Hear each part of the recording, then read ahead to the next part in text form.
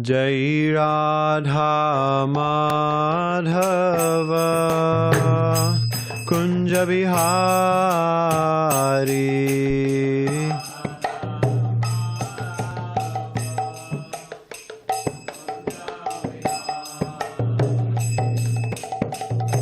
Radha Madhava Kunja Bihari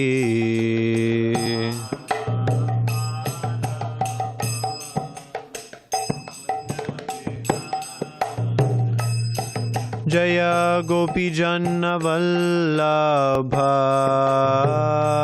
Girivaradhari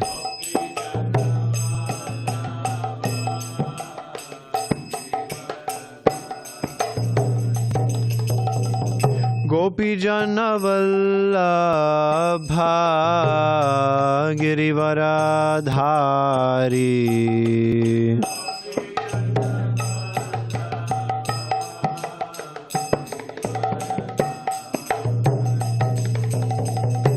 Yashodanandana Vraja Janaranjana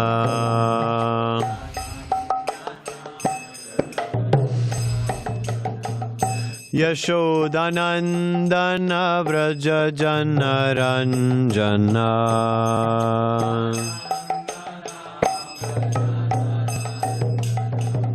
Yamunatira Vanachari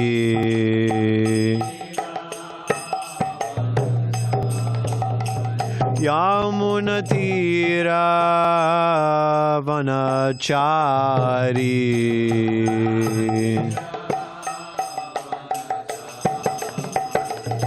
Jaya Radha Madhava Kunja Bihari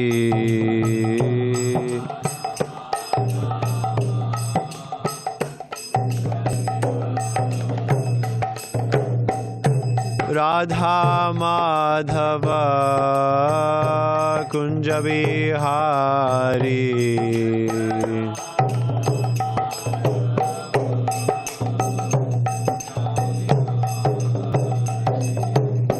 Gopi Jana Vallabha Girivaradhari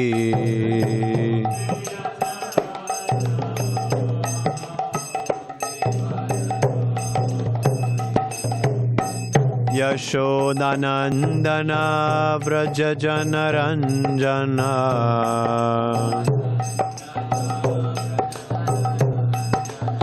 Yamunatira Vanachari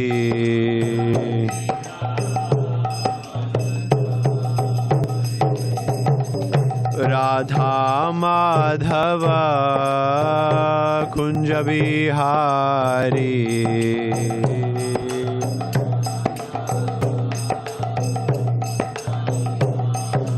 Jaya Radha Madhava Kunja Bihari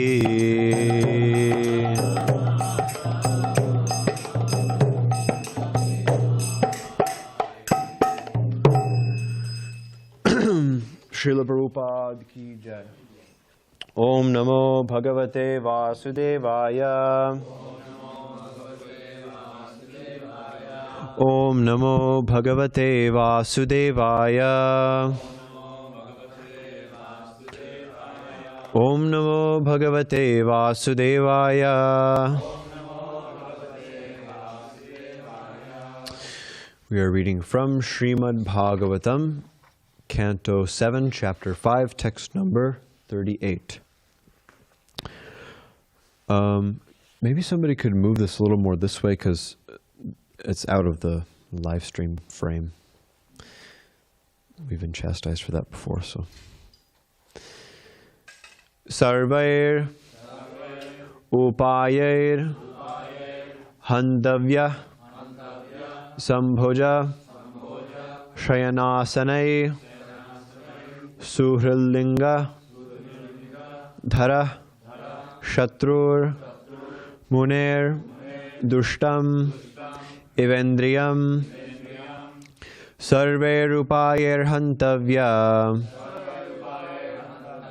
Sambhuja Shayanasanai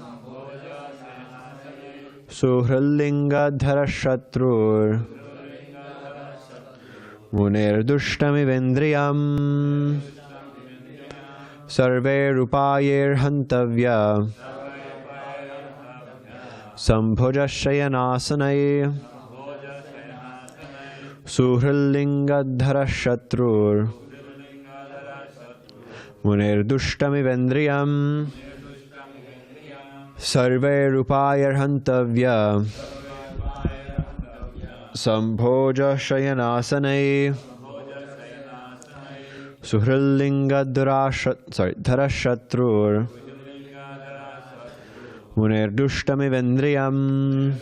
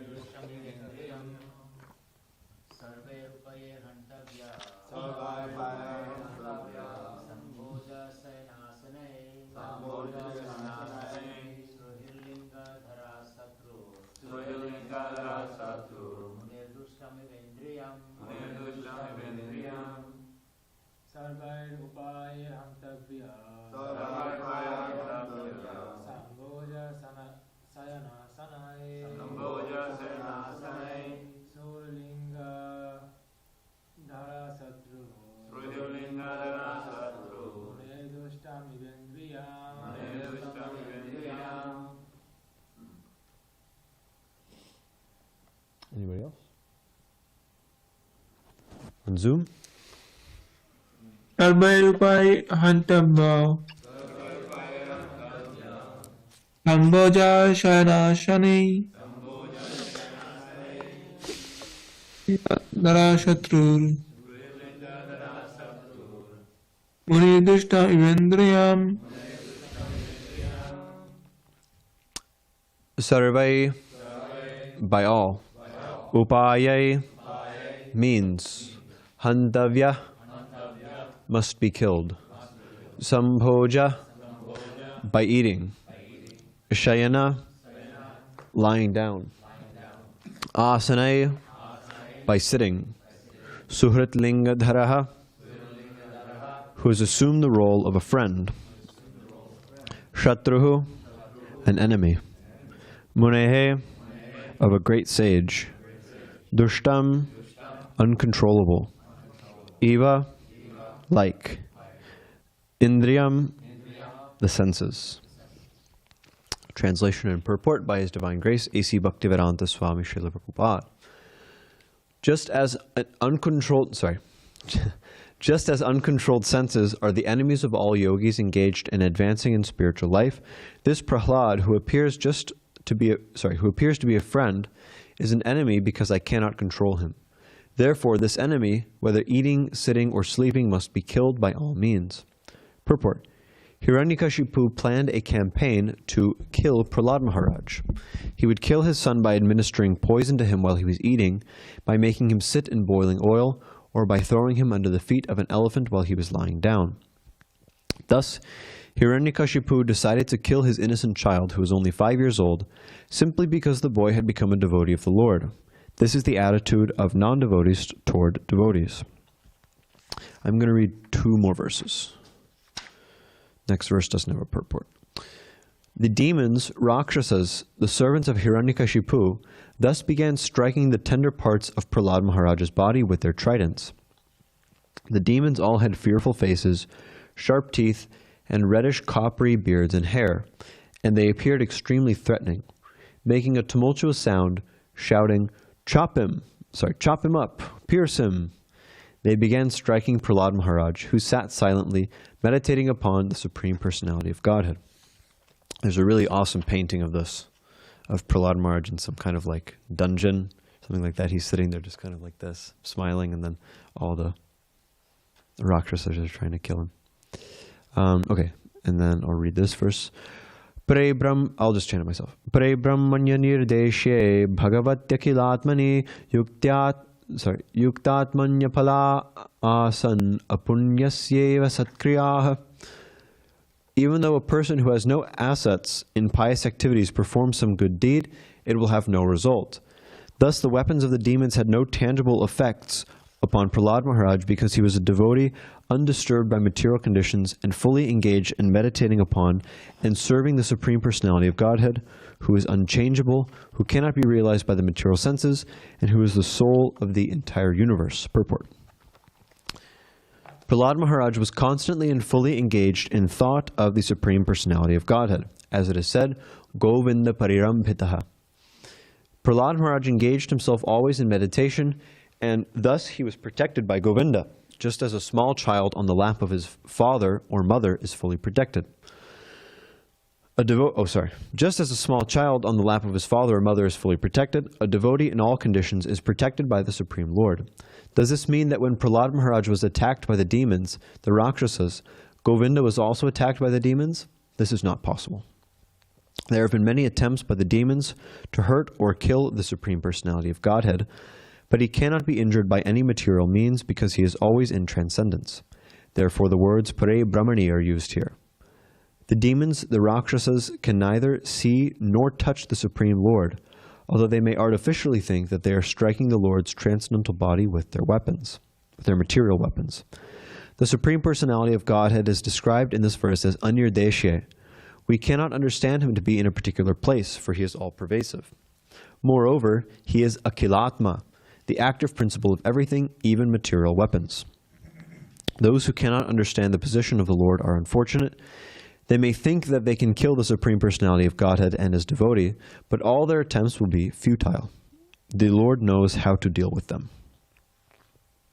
Om Ajnanatimirandasya Jnananjana Shakaya Chakshurun Militam Yena Tasmai Shri Gurave Namaha Shri Chaitanya Manobhishtam Sthapitam Yena Bhutale Swayam Rupakadamahyam Dadati Svapadantikam Vandeham Shri Guru Shri Yuttapadakamalam Shri Gurun Vaishnavamscha Shri Rupam Sagrajatam Sahagana Raghunatanvitam Tam Sajivam Sadvaitam Savadhutam Parijana Sahitam Krishna Chaitanya Devam Shri Radha Krishna Padan Sahagana Lalita Shri Vishakhanvitamscha Nama Om Vishnu Padaya Krishna Peshtaya Bhutale Srimati Bhaktivedanta Swami Nityanamine Namaste Saraswati Deve Gauravani Pracharine Nirvishesha Shunyavadi Paschatya Deshatarine Jai Shri Krishna Chaitanya Prabhu Nityananda Shri Advaita Gadadhara Shri Vas Adi Gaura Bhakta Vrinda Hare Krishna Krishna Krishna Hare Hare Hare Rama Rama Rama Hare Hare.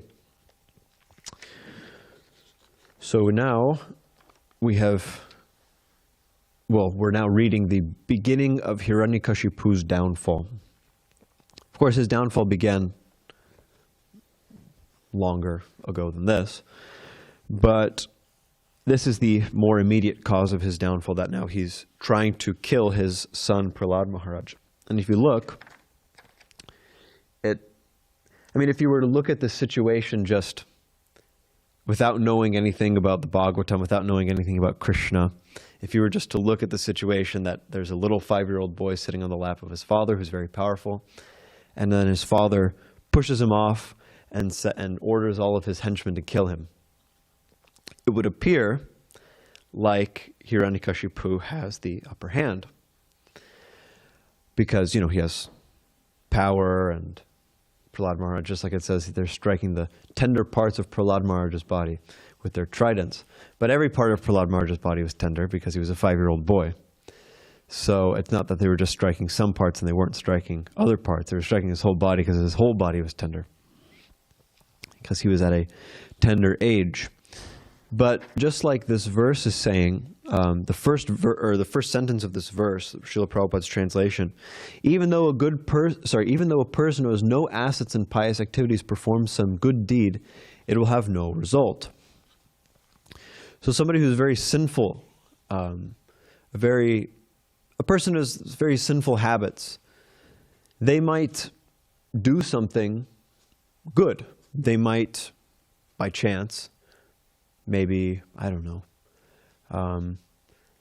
Let's say you have a really horrible person, or even like we can take Hiranyakashipu for an example. Hiranyakashipu, bless you. Hiranyakashipu, he was a huge demon, really, really big demon. But if you look earlier in the 7th canto, when Hiranyakashipu is speaking to to the wives of Hiranyaksha, he's speaking very good philosophy. And he's, in many ways, an expert leader of people. He's expert at organizing people. He's expert at, you could say, keeping people under control, which is a good quality of a kshatriya. It's not a bad quality, just to keep people under control for a kshatriya. But because he was so evil, none of these good qualities are really all that good. So just like a very sinful person, he may by chance perform some pious activity, but because his general tenor is that he's extremely sinful, then none of these pious activities really mean anything. They don't really bear any fruit. Actually, that's what the verse says. It says, Yuktatmanya pala asan apunyasyeva satkriyaha. He may perform some good activity, but it won't have any real fruit, because the fruit of pious activity comes from having a general, a pious outlook or a pious mindset. So, Prahlad Maharaj was, we heard earlier, how he was Govinda parirambitaha. He was embraced by Govinda. He was embraced by Krishna. So, the weapons of the Rakshasas and the weapons of Hiranyakashipu's men couldn't work on him. They didn't have any effect. Just like pious activities don't have any effect when you're very sinful. Similarly, if you're acting against the Supreme Personality of Godhead, then your activities will have no effect. You won't be able to do anything. I mean, you'll be able to do something, but what I mean is you won't be able to do anything good for your ultimate benefit. So Prahlad, he was embraced. He was Govinda parirambita. He was embraced by Govinda. And in Srila Prabhupada's purport, Vishwanath Chakravarti Thakur actually, this purport that Srila Prabhupada that writes here is practically word for word Vishwanath Chakravarti Thakur's commentary on this verse. Specifically, it's interesting in that commentary how Vishwanath Chakravarti Thakur and in turn Srila Prabhupada compares Prahlad Maharaj to being like a child in the lap of his father. Because he was a child in the lap of his father, but his father then threw him off of his lap to kill him. But Krishna, Govinda, is Prahlad Maharaj's real father.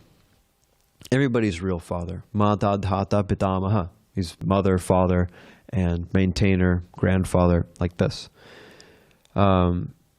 Krishna's protecting everyone by his bhaktavatsalya. Krishna has great affection for his devotees especially, and so he protects them. And this protection can't be broken by anything. This protection can't be just like Krishna, he's in control of everything. Vishwanath Chakravarti Thakur and Srila Prabhupada in turn, in this purport, says that Krishna is the controller of all weapons. Therefore, how can any weapons act against him? Krishna's all-powerful. But the demons, they don't know this. They don't see how he's all-powerful. Why? Because they don't have any idea about Krishna's transcendental nature. Avajananti mamudha manushim tarumashritam. They think he's just a normal person. They see Krishna and they think this person is just like me. And Hiranyakashipu is the same way. His whole thing was that he wanted to kill Vishnu. He wanted to kill Vishnu. I think he even said he wanted to cut off his head and have his head, But it doesn't work like that. And the demons, demoniac people, people who have such a sinful outlook or such a demoniac outlook, they actually can't know this. They can't know anything about Krishna. There's a verse in the Padma Purana, Chakshurvana yatha deepam drishtva darpanameva cha, that just like a blind person can't see with the help of a lamp or with the help of a mirror. They can't see. Their eyes don't work. Similarly, samipastana pashyanti tata vishnum bahirmukha. Those who are averse to Vishnu wouldn't be able to see him if he was standing right in front of them, because of their adverse mindset, because of their there's another verse. Ahankaram balam darpam kamam krodam chasamshritaha mamatma paradehishu pradishanto bhisuyakaha. That those who've taken shelter of lust and greed and anger and of their false ego and think that they're very strong, what do? Mamatma paradehishu pradishanto bhisuyakaha. That Krishna is speaking, me, who am the super soul, the Paramatma within all living entity, within the hearts of all living entities, they simply blaspheme and attack. That's all they do. Because they don't know. They don't have any knowledge. Hiranyakashipu specifically was blinded by anger. Krodad bhavati sammoha, sammohat smriti vibhramaha, smriti brahmshad buddhinasho, buddhinashat pranashyati. He was blinded, he was so angry at Vishnu for his brother's death that he had made this determination to kill him. And even we read how Hiranyakashipu, he again spoke so much philosophy and even talked about God. He even said to the wives of Hiranyaksha that everything's in control of God. You don't have to worry. It's all just, everybody, it's karma playing out like this. He spoke good, from our perspective, good philosophy. But because he was so blinded by anger, he wasn't able to realize that philosophy, practically speaking. So he was thinking, therefore, that Vishnu is some normal guy. He's a tough cookie, but he's a normal guy. And I'll have his head for killing my brother. So he didn't know that Vishnu couldn't be killed. Just like this verse says, Pare Brahmani. Pare Brahmani means Vishnu's transcendental, Krishna's transcendental. He's Param Brahman. He's the Supreme Brahman. What's that verse? Param Brahma Param Dhama Pavitram Idamuttamam. Pavitram Paramam Bhavan Purusham Shashvatam Divyam Adi Deva Majam Vibhum. Krishna is the supreme, Arjuna is speaking, he's the supreme Param Brahma, he's the supreme spirit. Param Dhama, he's the supreme abode of all living entities. Pavitram, he's supremely pure. Paramam Bhavan, he's the absolute truth. Purusham Shashvatam Divyam, he's the original eternal person, completely spiritual. Purusham Shashvatam Adi Deva Majam Vibhum, and he's the original Deva. He's unborn and he has unlimited opulences. And then Arjuna says, Ahustam Rashya Sarve Devarshir Naradastata Asato Devalo Vyasa Svayam Chaiva Bravishime. He says, and this is confirmed by all rishis. He names a number of rishis. And he says, but now I'm hearing it from you yourself. Now you're telling me. So all of the most... Yeah. And so all intelligent people accept Krishna as the Supreme Personality of God. It means intelligent people, we're talking about munis and rishis and things like that. Not necessarily those with just material intelligence. But anybody knows, if they understand who God is, if they understand that somebody's God, that God can't die. Death only exists in this world. That's why it's called Martya Loka. Martya Loka means it's the world of death. And what does death mean? Death means that the body dies. The soul goes on, the spirit goes on, but the body simply becomes useless. So death is an imposition upon the soul, or upon, upon the soul, due to having a material body. But Krishna's body is not material. There's no difference between Krishna's body and his soul. It's just one. This is the mistake that, what was his name, Bhagavan Acharya, or his brother, made. He said that Jagannath, what is it? Anyway, I'm forgetting now. And in Mahaprabhu's Lila, there's one pastime, I think it's like the brother or something of Bhagavan Acharya, comes and he presents a poem to Mahaprabhu. A poem. He wants to present a poem to Mahaprabhu, but he presents it to Swarup Damodar first, because Swarup Damodar he'd vet all the different poems and things like that people would present to Mahaprabhu, so that he would make sure that they check out. Because Mahaprabhu really didn't like Rasabhas, he really didn't like any kind of... Swarup Damodar was mainly in charge of keeping Mahaprabhu's ecstasy going. So he would, there's a whole path, he would sing different verses for Mahaprabhu to... He knew Mahaprabhu's mood, and so he would sing different verses to increase that mood. He's very tuned into Chaitanya Mahaprabhu. So anyway, the brother of Bhagavan Acharya, or something, it's either Bhagavan Acharya himself or the brother, I'm forgetting exactly who it was.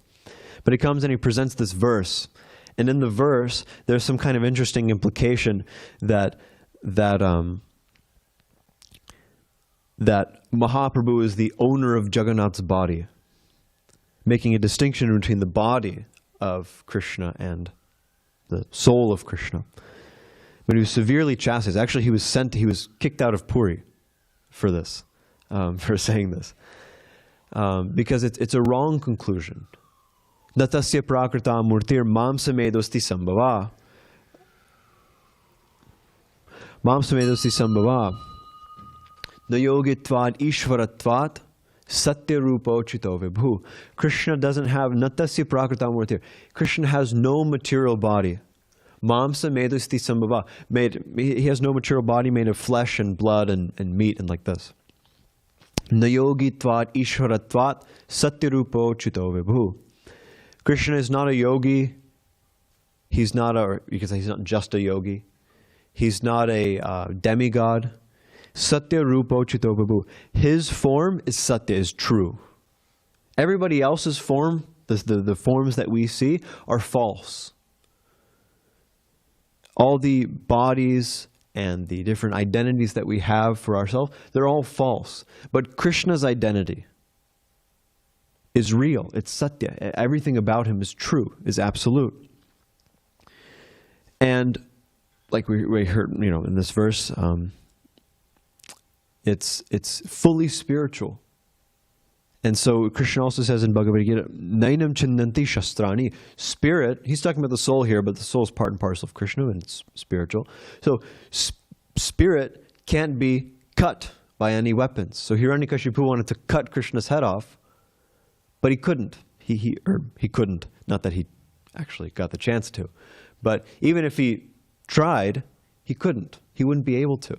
Because spirit is, you could say, unable to be affected by material means. And Hiranyakashipu only knew material means.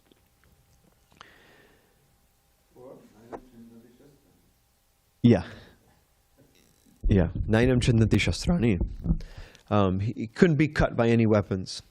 So we see with Prahlad Maharaj, he was embraced by Krishna. Govinda Parirambhata, he was embraced by Krishna, and therefore this same quality of Krishna applied to him. He was embraced, he was Mahatmanastamam Parata, Devim Prakriti Mashrita, he was sheltered in the Daivi Prakriti of Krishna, and therefore he also couldn't be cut by any weapons. He also couldn't be killed by the henchmen of Hiranyakashipu. Because Krishna, just like this in this verse, the word is brought out by Srila Prabhupada and Vishwanath Chakravarti Thakur, Anirdeshe. Anirdeshe, this verse also comes up in Vishnu Sahasranam, the name Anirdeshe Vapu. That Krishna has a form which can't be pinpointed anywhere necessarily. It's one aspect of his form, is that it can't be confined to one location. Krishna is everywhere. He's in control of everything. He sees everything. Therefore, when Krishna's devotees are in trouble, he always sees. He always knows exactly what's happening. Which brings up an interesting point that although Krishna is the supreme controller, he himself becomes controlled by his affection for his devotees. Evam sandarshita hyanga harina britya vashita svabashenapi krishnena yasyedam seshwaram vashe. Evam sandarshita hyanga harina britya vashita. Hari, Krishna, has this very amazing quality that he's britya vashyata, that he becomes controlled by his brityas, by his servants. Svabashenapi krishnena. Although he's completely in control of himself, he's completely independent. Yasyedam seshwaram vashe. And he's also completely in control of this universe.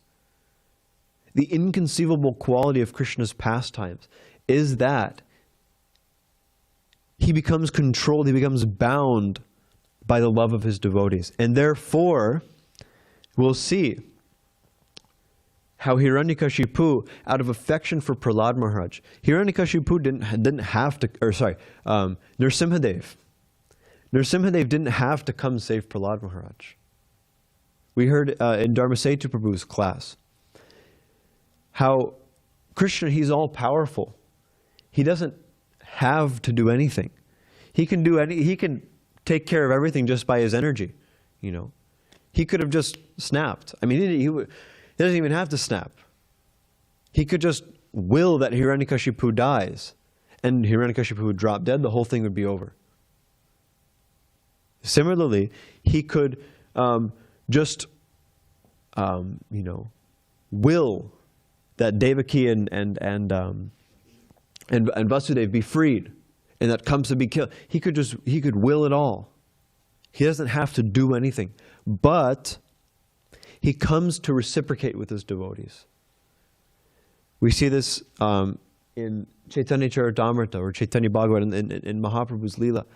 Advaitacharya, he was so desirous to see the Lord. He was so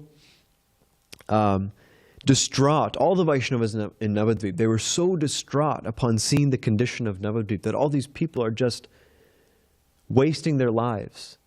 It is described that in Navadvip, nobody was chanting the names of Krishna. The names of Krishna couldn't be heard anywhere in Navadvip. They were just talking about, demigod worship or grammar, Navadvip was a great center of learning. Specifically, I think they would learn. There was one. It wasn't Mimamsa. Anyway, one philosophy specifically. Do you remember Ramapati Prabhu or Balarama Prabhu?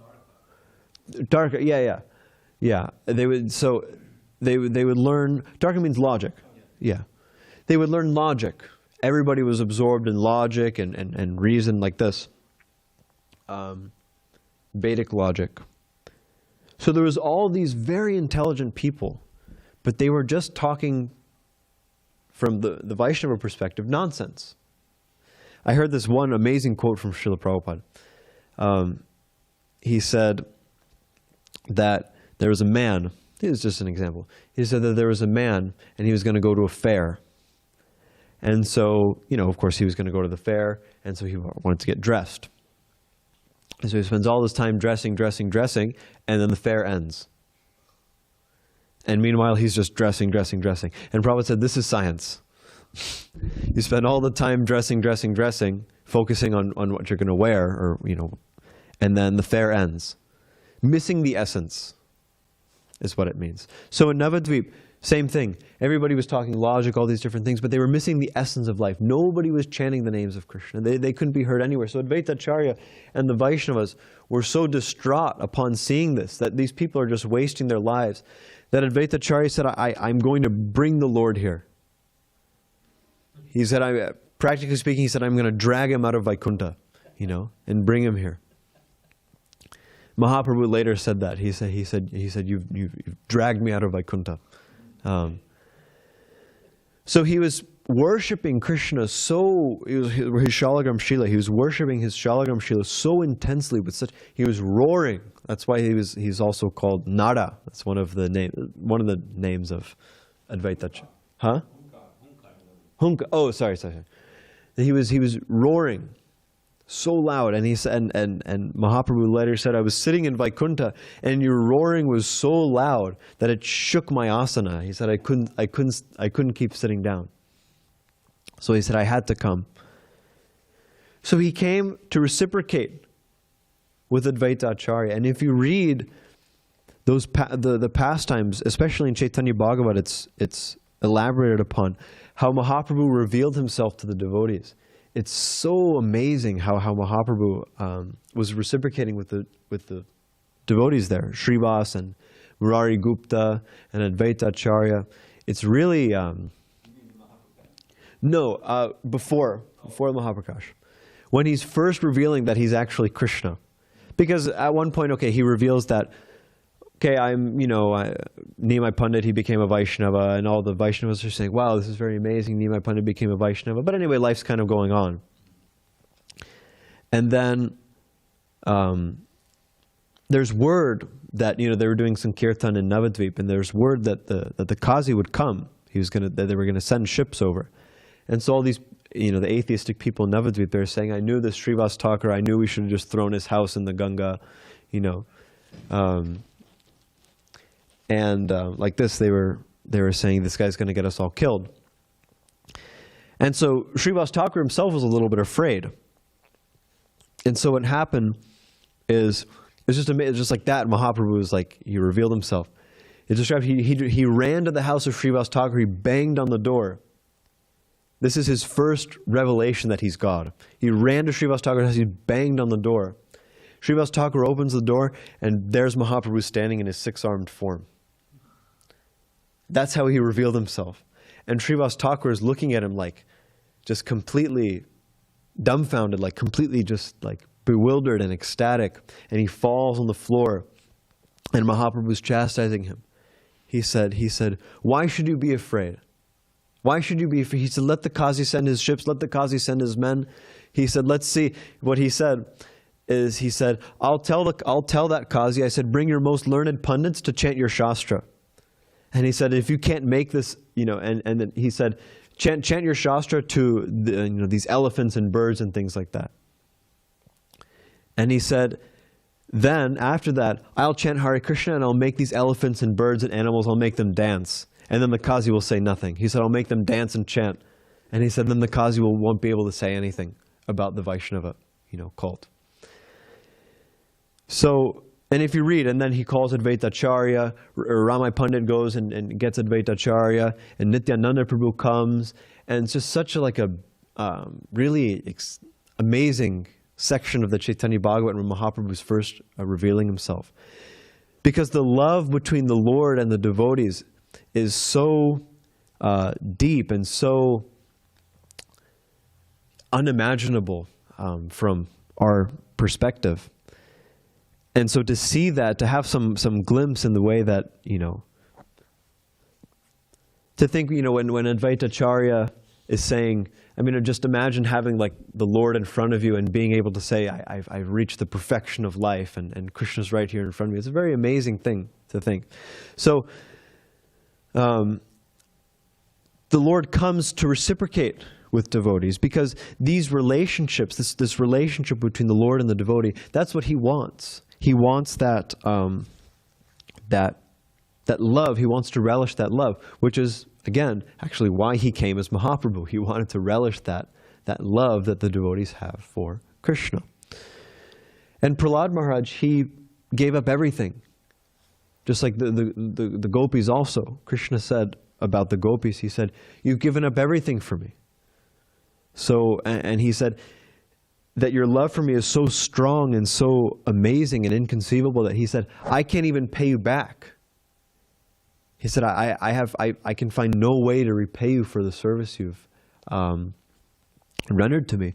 He said, so you just have to be satisfied with your own activities. So Prahlad Maharaj, in a similar way, he purchased Krishna. He purchased Vishnu. There's a verse in the Adi Purana, Ye kechit pranino bhaktat madarte tyakta bandhavaha tesham aham prakrito nanya krito dhananjaya. Krishna is speaking to Maharaj Yudhishthira, I think. And he says that one who for my sake, gives up all of his friends and family. He says he purchases me. And he says actually that there's no other way to purchase me. He says, Nanya Krito Dhananjaya. There's no other way to purchase me. So Prahlad Maharaj, he had no connection in his mind that this is my father. He didn't even call him his father. He said, Suryavarya. He said, you're the greatest of demons. So Prahlad Maharaj, he fully identified as a servant, as a servant of Krishna, as a servant of Vishnu. He had no attachment whatsoever. And so, besides to serving Krishna. So by this, Krishna, he's very affectionate to his devotees. So he sees that, okay, this person has no other shelter. He refuses to accept any other shelter except me. So of course Krishna accepted him. And this is a symptom of surrender, to be very confident and very fixed that Krishna is my protector and my maintainer. Rakshashyati vishvaso goptra devaranam tata. That Krishna is my only shelter, Krishna is my only protector, and whatever happens, I'm being protected by Krishna. So, I guess I will stop there because it's 8:30. If there's anything more to add, questions, comments? What should I say?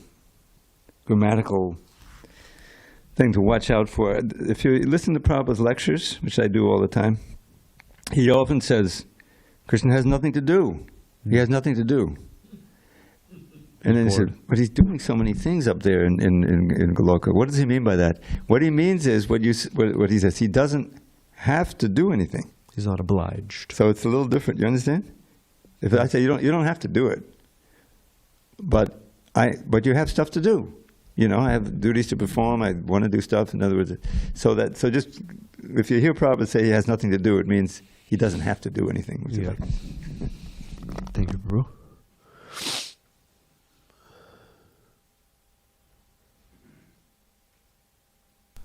Hare Krishna, very nice lecture.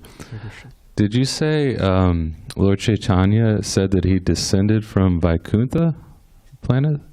Well, Vaikuntha just means the spiritual world. It's a general name for the spiritual world. Okay, just in general. Okay. Hare Krishna. Anything more?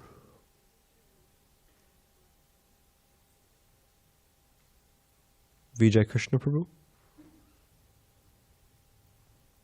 Yes, I'm here. Do you have a question? I have a question. Yes, may I? You may. Thank you very much, Amogha Prabhu. You're most kind. Prabhu, my question is related to the concept of, quote, innocent child, unquote, in the purport by Srila Prabhupada. And I am as bold as daring to ask you the following question based on these two words, innocent child. How do you explain that Srila Prabhupada is categorizing Prahlad Maharaj as non-different from innocent child when the fact was that he was the son of the king of the demons? Well, there's a verse. Sorry, in other words, how is it possible for the son or the daughter of the king of the demons be innocent? Okay, there's two ways to answer that. There's one way. There's a verse in the Skanda Purana that says Janmana jayate shudra samskarad bhaved dvija vedapatad bhaved vipra brahmajanatiti brahmanaha. So the emphasis of this verse, literally it says Janmana jayate shudra, that everybody is born a shudra. But then it says by samskara one can become dvija or twice born. By studying the Vedas one can become vipra. And a brahmana is one who knows Brahman. So the emphasis here is that one's birth doesn't necessarily determine one's, you could say, status as sinful or as a brahmana or as this or as that. So although a child is born in the family of a demon, doesn't necessarily mean that he himself is a demon. Does Mukunda have something to add? Okay. So that Prahlad Maharaj is born in the family of a demon does not mean that he's not innocent, because all children are innocent in the sense that there's different perspectives on this, of course, but all children, at least in this one lifetime, are innocent because they haven't really done anything yet. They don't really have like a particular mentality yet, and they're also not, they can't really do anything. They haven't really done anything bad yet. Vena, Vena might be a different story. But specifically with Prahlad Maharaj is an innocent child, specifically because he received the mercy of Narada Muni, and he came out of the womb as a Vaishnava. So Prahlad Maharaj is definitely a most innocent child, because he's a devotee of Krishna. So devotees of Krishna can't be sinful or can't be evil or anything like that, or else they are not devotees of Krishna. So is that a satisfying answer, Prabhu? Yes, it is, and I liked it when you mentioned that it doesn't matter. I think in the way you answered the question, you mentioned that it doesn't matter how demonic you may be in the womb. If you get out of the womb and become as fortunate as becoming educated in Krishna consciousness, then you will stop being demoniac and will transform yourself into innocent and a devotee, you know? Correct. Oh, thank you very much. You're most kind. Hare Thank Krishna. You. Mukunda has something. Mukunda's going to chastise me. Okay, I have what they call the Stump the Swami question. Oh my God. Well, That's actually, so it might not messed be. It up. might just be decided. I just So don't know messed this. up. But, okay, because a major point in your class was that Hiranyakashipu couldn't kill or even, cut Krishna in any Vishnu form. in any way. I was going to clarify that.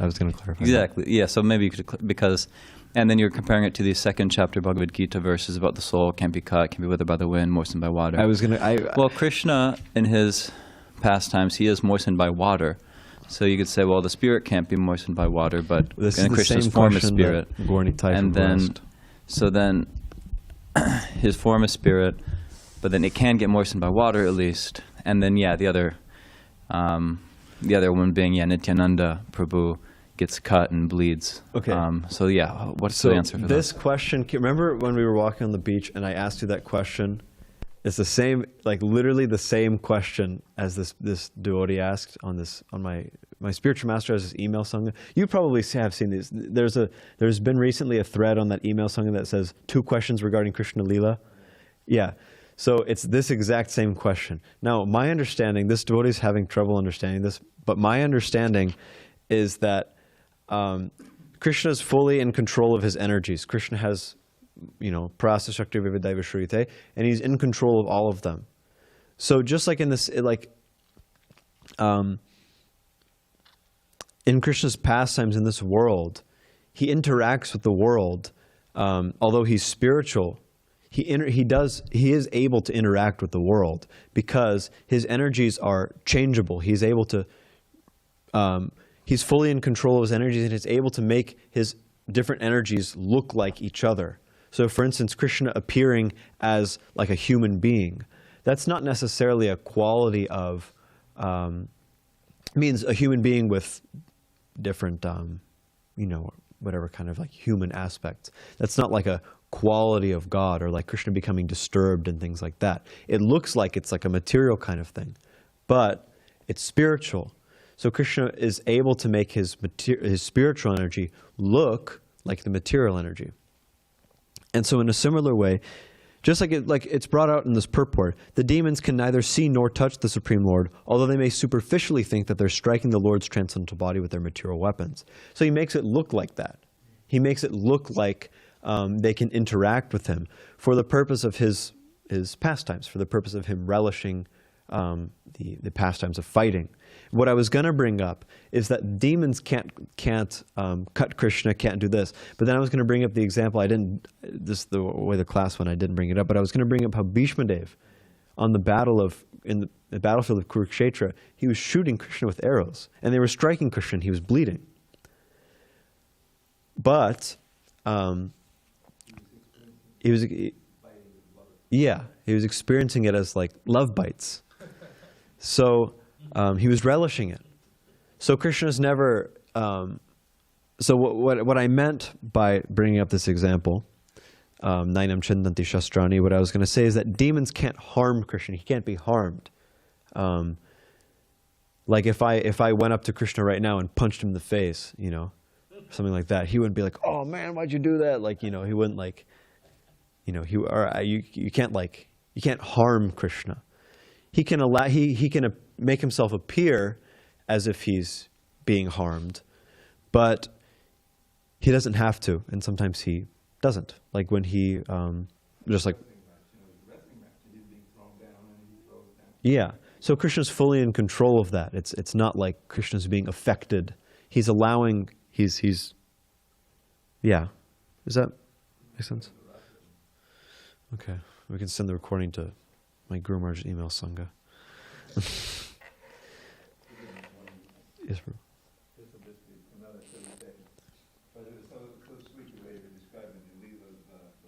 In Navadvip? That's my favorite part of Gaur Lila.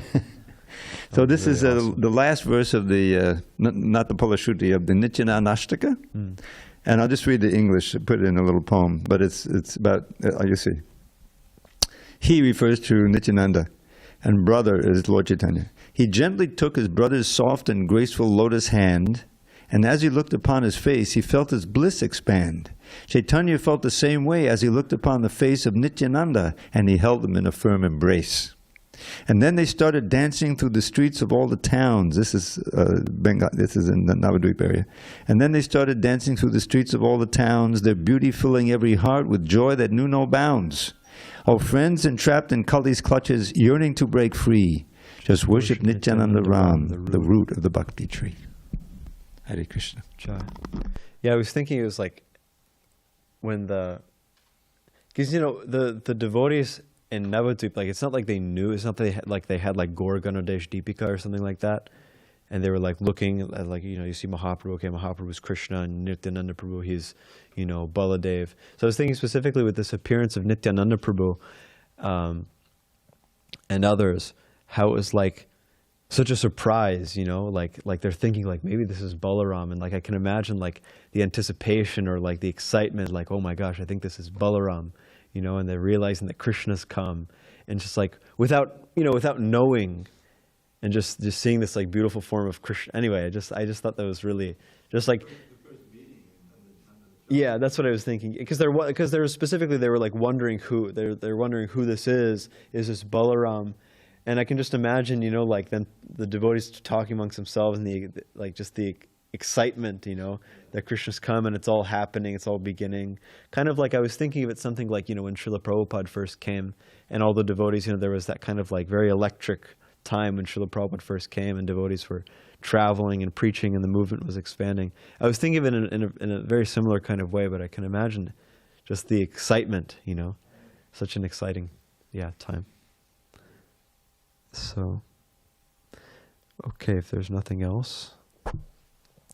Grantharaj Srimad Bhagavatam ki jai.